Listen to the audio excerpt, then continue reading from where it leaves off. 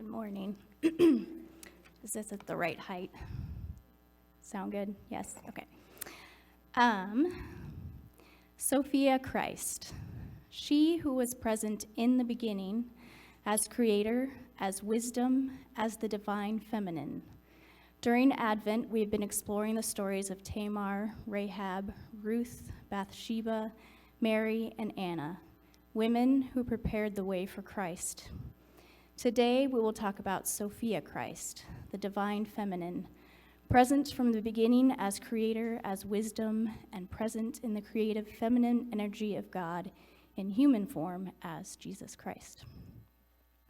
Joanna Herder says in our Expecting Emmanuel book, "The Holy One whom we worship is a powerful birthing mother, a tender loving father, a wise guiding parent who exists in all space and time and beyond our gender constructs." The important discovery of the divine as anything other than a domineering masculine entity did not occur for me until adulthood. When I think of the ways in which I have been affected by the boxing in of both cultural and religious gender constructs, I want to weep and rage at the ways it has fundamentally harmed us all, whether female, male, or non-binary. Christian leaders throughout the centuries have given God a masculine presence and identity, systematically ignoring and demeaning the feminine and non-gendered parts of the divine. I was taught from a very early age that Christians worship one God who is present in three equal parts simultaneously: Father, Son, and Holy Spirit, masculine language, of course. How strange that God could not be perceived as having these three forms, but not as a being containing male, female, and non-gendered forms at the same time. I remember very clearly the Trinity of God being explained to me in my high school Bible class as the Trinity being like H2O, all the same element that can be observed in three different forms: liquid, solid, and gas. That comparison has its limitations, but I think it's still a useful way to visualize this abstract concept. There was a lot that I had to unlearn and relearn about God as I became an adult. When I began to encounter and incorporate the divine feminine into my understanding of God, I remember a dream I had in which I was gifted a visual of the figure of God rising up out of the backyard pool of my childhood best friend. This image of God still looked like an old, bearded white man, but with the long, painted, and manicured fingernails of a woman. It was a delightful revelation that some of this was beginning to take hold for me. We lose a lot when we can only hold space for one aspect of God or for one aspect of ourselves. I recently turned 40 and have been reflecting back on the last decade. My 20s were a pivotal time of unlearning and relearning. It's easy for me to look back on that decade as the primary time of becoming. But as I look back on my 30s, I realize that I've begun to gain some wisdom, not simply knowledge. My 20s were spent forming, becoming who I was, and more importantly, who I most definitely was not. My 30s, thanks in large part to therapy, were about beginning to know who I was in relation to myself and in my relationships with others. I began to see myself and understand fundamentally who I was as a valued and whole human being, moving beyond my reactionary 20s to my reflective 30s. The self-awareness and skills I have gained through the hard work of deep introspection, aided by compassionate listeners and thoughtful questions, has brought about this shift to wisdom. My therapists for sure have played a huge role in that intentional work, but beyond that, my mutually deep and open relationships with amazing women of all ages has been the lifeblood of my adult life. I came across this writing by a woman named Lane Lloyd the other day, and it struck a deep chord with me. I don't know anything about the author except her name, but we have surely shared similar experiences with our circle of women.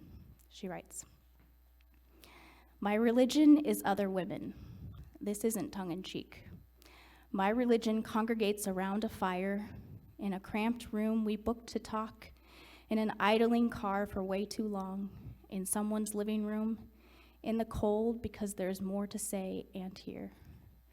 There is a spark of divinity I know to look for when she says something she's never said out loud before. There is a spiritual rumble in the dehydrated voices of women who aren't used to saying so much. When I hear another woman articulate something I've never been able to, that's the voice of my God speaking to me. It's ancient, forbidden knowledge, and it fills my body with myself. There's power in our warm red blood. As I read these words, memories come to mind of women with whom I've congregated around a fire, in a cramped room, in an idling car, in someone's living room, in the cold, because there's more to say and hear. I rejoice because I've been able to embrace and be embraced by this sacred circle of women, and I weep for those who have not experienced the sacred power of the feminine in their lives. We as a culture and as a religious body have done a terrible disservice to humanity by stifling and shaming the feminine right out of our little boys, who grow into men out of touch with this part of themselves. We also belittle the feminine in our little girls who grow into women desperately seeking the power of the feminine that has been distorted and stifled. It raises this mama's hackles when I see and hear it already being stifled and belittled in our own sweet Sophia, a child whose wisdom in her own right. I have been witness to a little boy no more than 5 years old being belittled and called a girl by one of his grown-ups for showing emotion when his feelings have been hurt. I have heard many adults talk about how much drama girls bring to a classroom or a family. I remember internalizing the idea from a young age that crying was a weakness. I developed the habit of stuffing down emotion, proud of the fact that I never, or very rarely, cried.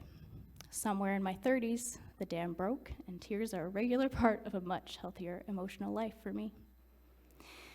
Recently, Aaron was watching a football game when the Buffalo Bills player Damar Hamlin collapsed on the field and was attended to for over 15 minutes before being whisked away in an ambulance to the nearest Trauma 1 hospital.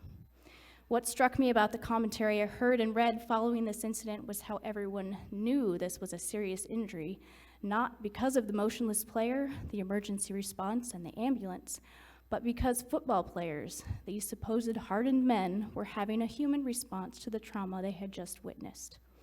Football players cried in response to a friend, teammate, and fellow player suffering a grievous, life-threatening injury moments before. Imagine that.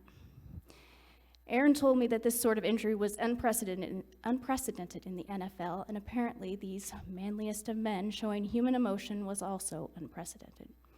How sad for us. How sad for all of us that we should be so disconnected from an invaluable human part of ourselves that emotion should come as a shock. For me, it was beginning to discover and embrace that sacred feminine energy and awareness and be embraced by the feminine wisdom around me that truly started me on my journey toward wholeness. 40 has felt like a very marked turning point for me, and I'm grateful for the distinct ways in which I'm able to see where I've come from and how I have grown. It feels as though I'm beginning my journey in wisdom, and I am excited for the ways in which I can help usher in the knowledge of Sophia Christ, divine feminine creator and wisdom, and help her flourish in the life of my sweet child and the lives of those around me. I'll leave you with Sophia's Blessing by Joanna Heriter in our Expecting Emmanuel book. My love, you are a delight, like watching springs bubble up and hills emerge, like feeling the first fertile soil and seeing tiny green sprouts, like gasping in wonder as stars fill the sky and ocean waves lap up against immeasurable sand. You are a delight and a joy, my love. So the blessing I offer is a simple one. Be who you are. Be what you have been intended to be since the beginning of all things.